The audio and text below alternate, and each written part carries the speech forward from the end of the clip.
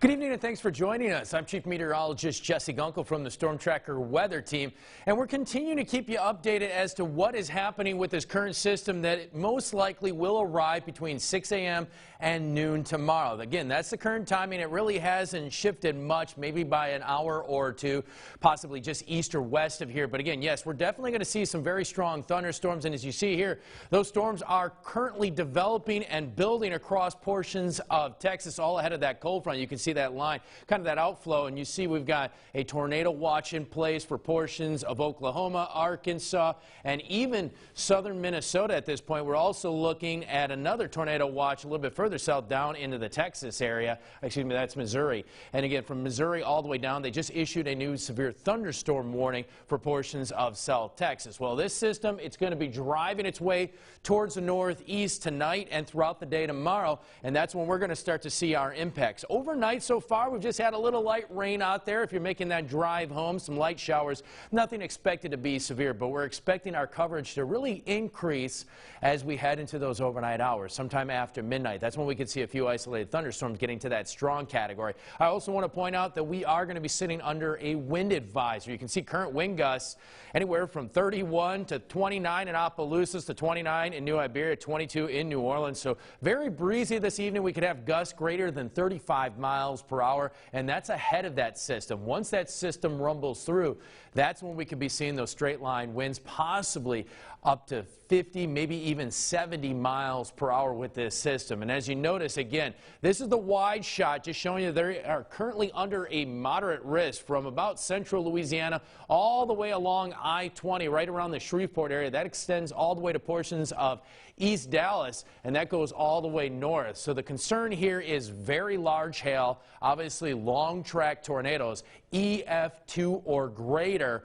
Those are very strong, and yes, the threat of damaging winds maybe even up to about 75 miles per hour, possibly even greater in some spurts. So again, that's going to be the concern mainly for tonight. The time frame you see here is from Friday morning until Saturday morning, 6 a.m. We do fall under a slight risk. That's for east and west Baton Rouge, Point Capee, and the Felicianas, and then obviously we're kind of just on the outskirts of that enhanced risk. However, as soon as we get to 6 a.m., that overall threat shifts a little bit closer to us. So this is a closer look, and you see that we've got a slight risk for a good chunk of the viewing area, mainly half of us. We cut it down the middle.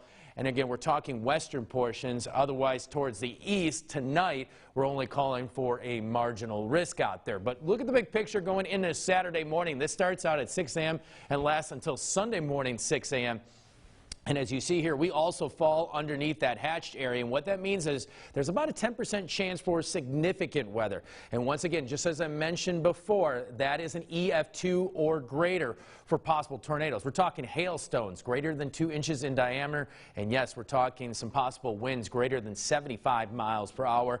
As you notice, the entire viewing area pretty much underneath that enhanced risk. The entire board looks orange, and that currently puts us at a 3 out of 5. That could also change as this system develops overnight and moves closer to us. They could upgrade it even to a moderate risk, a 4 out of 5. So what we've got to watch out very early in the morning, we're talking between, I would say, about 4 to about 7 a.m., a few isolated thunderstorms that could be rotating storms and therefore producing isolated tornadoes. Then the main line drives through. That's going to be that squall line. Inside that line, we could see some embedded tornadoes, but I think the biggest threat there will be those straight line winds along with that threat for some hail. And as you see here, I think most of these storms will be out of here by the time we get to lunch. So noontime, things should finally begin to quiet down. But all modes of severe weather are possible with this system. So watch your futurecast out there.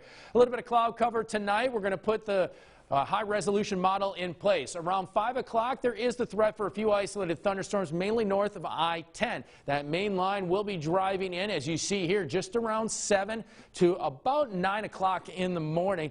And in this line, that's where we could see a couple bows. That's where those winds could be rather strong. Notice ahead of that line, just around I-55, we'll also see the possibility of a few isolated thunderstorms. If this type of situation sets up, then, yeah, we most likely will be seeing some tornado warnings. So please stay weather aware and have multiple ways to get those warnings during the morning hours. Luckily for us, this looks like it's going to be a daytime event, so we're not going to have to worry about it happening overnight while it's dark outside. We should be able to see much of what's going on, and then those storms quickly race towards the east and clear by the time we get into those afternoon hours. So here you go. Just to be safe out there, have a plan of action and be ready to put it into place early tomorrow morning for tornado safety. The main thing you can do is move to the lowest level of your home, move to an interior room well away from windows, well away from glass, obviously. Cover your head with a pillow or a mattress, and if you live in a mobile home, well, your best bet is to find a safer place. So again, have more than one way to receive a warning. Obviously, you can get it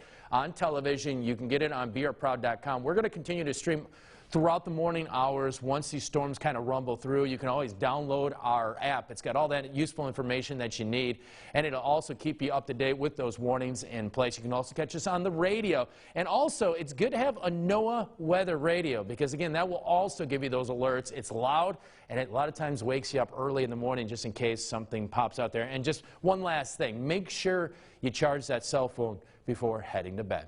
We'll have more, obviously, coming up later tonight in our newscast. And also, more on BeOurProud.com. We'll have another update tonight around 7. Thank you.